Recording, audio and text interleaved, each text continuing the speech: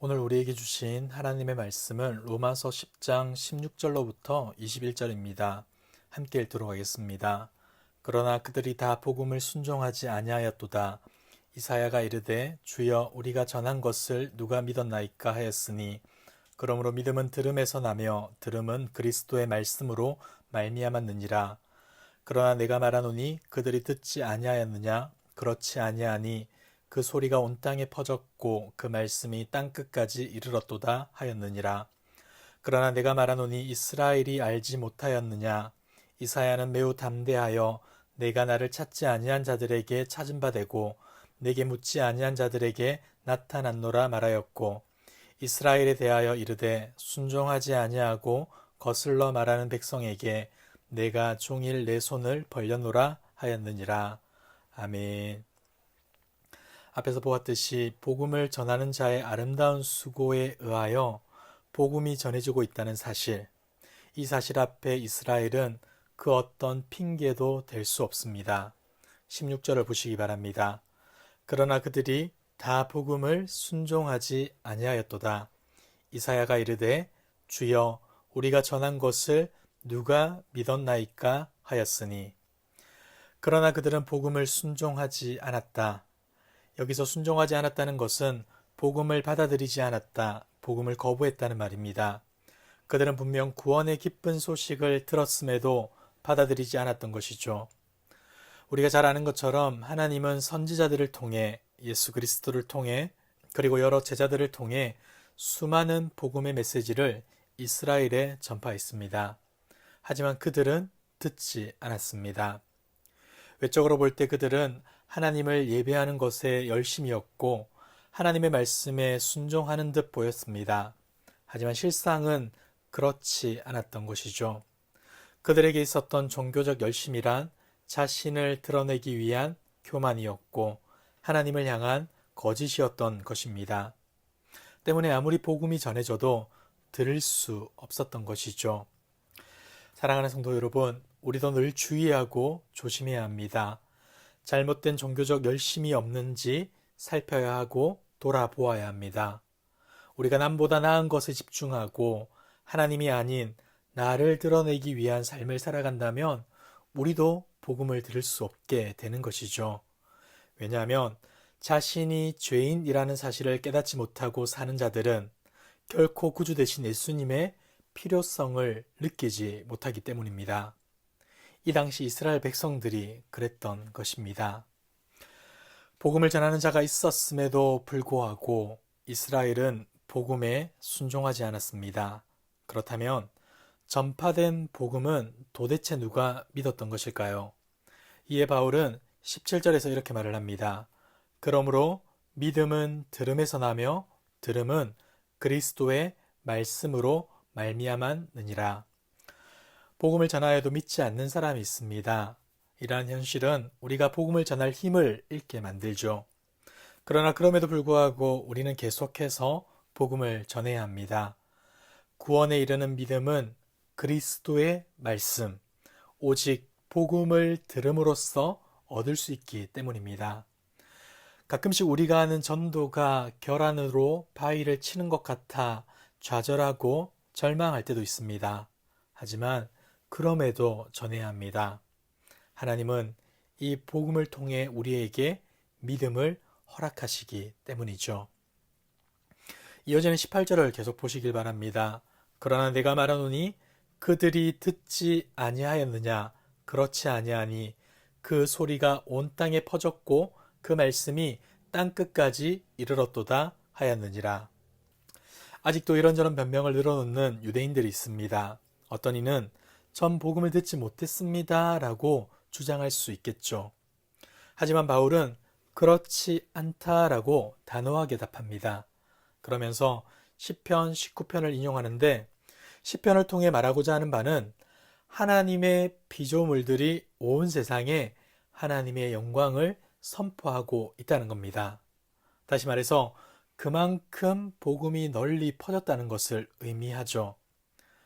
사실 지구상에는 아직도 복음이 전해지지 않은 곳이 많이 있습니다.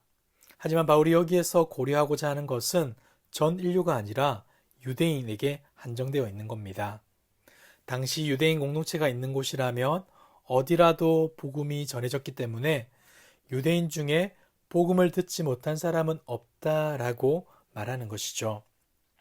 자, 그렇다면 왜 이스라엘은 믿지 않았을까요? 유대인들이 알지 못해서 그런 건 절대 아닙니다. 20절을 보십시오. 이사야는 매우 담대하여 내가 나를 찾지 아니한 자들, 이스라엘에게 찾은 바 되고 내게 묻지 아니한 자들, 이스라엘에게 나타났노라고 말합니다. 하나님은 찾지 않는 사람들에게도 자신을 드러내었습니다. 뿐만 아니죠. 21절을 보십시오. 이스라엘에 대하여 이르되 순종하지 아니하고 거슬러 말하는 백성에게 내가 종일 내 손을 벌려노라 하였느니라. 이스라엘 백성의 타락과 반역에도 불구하고 하나님께서는 끊임없이 그들이 돌아오기만을 기다리십니다. 그래서 바울은 유대인들에게 하나님께서는 종일 손을 펴서 하나님을 떠난 백성을 불렀다라고 말합니다. 여러분, 온종일 손을 펴고 불렀다는 말이 무슨 뜻입니까? 이것은 하나님의 오래 참으심과 하나님의 끈질긴 사랑을 보여주는 겁니다. 집을 나간 탕자가 돌아오기만을 간절히 기다리시는 아버지의 심정과도 같이 하나님께서는 두 팔을 벌리고 떠난 백성이 돌아오기를 간절히 기다리고 계신 것이죠. 여러분, 이처럼 하나님께서는 죄 가운데 있는 영혼들이 돌아오기만을 간절히 바라십니다. 우리 죄를 대신하여 자신의 유일한 아들이신 예수 그리스도를 이 땅에 보내주신 하나님, 그분은 지금도 모든 죄인이 예수 그리스도를 믿고 구원받기를 바라십니다. 자, 그러나 그렇다고 해서 영원토록 기다리고 참는 것은 아닙니다. 하나님의 공의를 따라 때가 되면 은혜의 문은 닫히게 될 것입니다. 영원한 심판의 날이 반드시 찾아온다는 것이죠. 그러므로 지금 우리는 복음을 전파해야 하고 잃어버린 영혼을 찾아 나서야 하는 것입니다. 사랑하는 성도 여러분, 우리는 지금 어떻게 살아가고 있습니까? 간절히 돌아오길 원하시는 하나님의 마음에 올바르게 반응하고 계십니까? 그렇다면 먼저 회개합시다. 지금 나의 잘못은 무엇인지, 하나님과 나 사이를 가로막고 있는 죄악이 무엇인지 돌아봄으로 하나님께로 나아갑시다. 지금 나를 기다리고 계시는 하나님의 품에 마음껏 안겨 참된 회복과 기쁨을 누리는 저와 여러분들 되길 주님의 이름으로 축복합니다. 그리고 두 번째로 이 하나님의 사랑의 마음을 최선을 다해 전파하는 자가 됩시다. 끝을 알 수 없는 하나님의 사랑이 나에게만 필요한 것이 아니라 주님을 알지 못하는 모든 사람들에게 필요한 복된 소식임을 알아 오늘도 주님의 은혜와 사랑의 복음을 담대히 전하는 그 아름다운 삶, 그 복된 삶을 살아가는 저와 여러분들 되길 주님의 이름으로 축복합니다. 기도하겠습니다. 사랑과 은혜가 풍성하신 하나님 아버지, 오늘도 영광스러운 하나님 앞에 나와 예배드리고 복음의 감격과 기쁨을 누리게 해주셔서 감사합니다. 무지하고 완악한 우리이지만 포기하지 않으시고 끝까지 참으시고 기다려주신 하나님, 하나님의 변함없는 사랑 앞에 우리의 교만함을 내려놓게 하시고 날마다 차지하는 마음으로 주님께 돌아와 그 안에 있는 참 기쁨과 평안을 누리게 하옵소서. 더욱이 아직 복음을 듣지 못한 이들을 긍휼히 여겨 주시옵소서. 복음이 온 세상에 전파되게 하시며 부족하지만 우리 한 사람 한 사람이 복음의 아름다운 도구로 쓰임받게 하옵소서. 그리하여 모든 사람들이 하나님의 놀라운 사랑 앞에 찬양과 영광을 올려드리게 하옵소서. 이 모든 말씀 예수님의 이름으로 기도드리옵나이다. 아멘. 이 시간 주신 말씀을 기억하며 기도하시고 주간 기도 제목을 따라서 전도와 선교를 위하여서 기도하겠습니다. 우리 교회가 부산 지역에 죽어가는 영혼을 살리는 교회 되도록, 영혼을 품고 기도하며 전도하는 교회 되도록, 우리 교회가 파송하고 후원하는 선교사님들과 세계 선교를 위하여서 기도해 주시기 바랍니다. 특별히 중보기도를 요청합니다. 삼교구 박정경 집사님의 아들 임규빈 군이 턱에 양성종양이 재발하여서 오늘 오전 8시 부산대학교 병원에서 수술을 받게 됩니다.